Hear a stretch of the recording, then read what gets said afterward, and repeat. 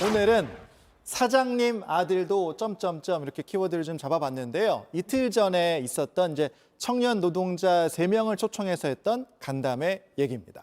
자, 키워드를 보니까 이 간담회 사장님 아들이 왔다는 거예요? 그렇게 됩니다. 오. 알고 보니 이제 그런 상황이 된 건데요. 좀 더 자세히 이제 설명을 해보면 최대 69시간 근로시간 개편안에 대해서 논란이 일면서 정부가 최근에 이제 의견 수렴을 많이 하고 있잖아요. 네. 이런 취지에서 이틀 전에 국민의힘 청년지도부 그리고 대통령실 그리고 중소벤처기업부 청년보좌역이 모여서 청년 당정대가 간담회를 열었습니다. 점심시간에 중소기업 청년 노동자 3명을 초청을 한 거고요.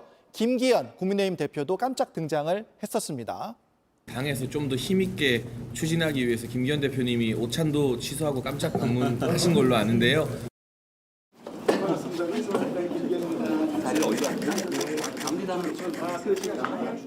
그리고 청년들의 눈으로 청년들의 목소리로 현장에서 무엇이 중요하고 시급한 것인지 알고 싶다는 생각이 늘 있었는데 얼마 전에 청년 당정대가 MZ세대 노조와 치맥 회동을 했던 것도 제가 기억이 납니다. 그렇습니다. 두 번째 이제 행사를 한 건데 여기에 이제 군수 물품 납품을 주로 하는 한 중소기업의 생산관리팀장으로 A 씨가 참석을 했는데 보니까 이 A 씨가 이제 업체 대표의 아들이었던 이제 그런 상황인 거죠. A 씨는 69시간 개편안에 대한 생각을 얘기하기도 했습니다. 3개월 이내에 집중적으로 생산해서 납품을 해야 되거든요. 저희 같은 경우는 뭐 69시간까지 늘어난다고 하면은 그렇게 뭐 부정적이진 않은데 문제는 아까 말씀하셨던 것처럼 일한 만큼 돈을 받을 수 있어야 되는데 일단은 좋은 취지인 건 알겠으나 많이 불안한 거는 사실입니다.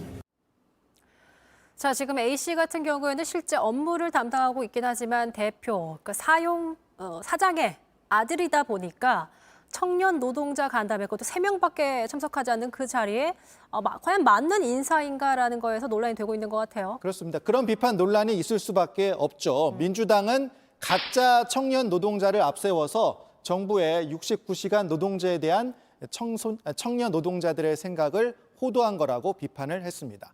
간담회를 기획했던 장해찬 국민의힘 청년 최고위원은 중소벤처기업부, 중소기업 중앙회를 통해서 참석자 섭외를 한 건데 해당 내용을 인지하지 못했다. 불필요한 오해를 받지 않게 노력하겠다고 해명을 했습니다.